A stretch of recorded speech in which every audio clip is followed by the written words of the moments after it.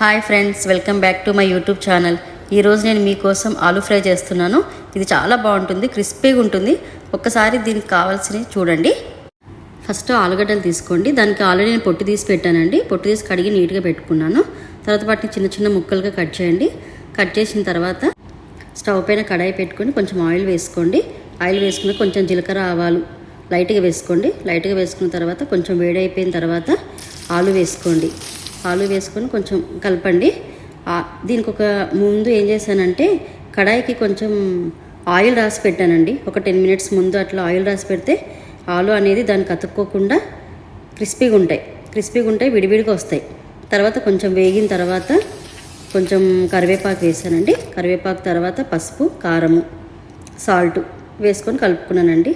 దానిపైన కొంచెం ధనియాల పౌడర్ అండి. ఇది చాలా ఈజీ అండి, చాలా బాగుంటుంది, క్రిస్పీగా ఉంటుంది. పైన కొంచెం కొత్తిమీర చల్లుకోండి, అంతే.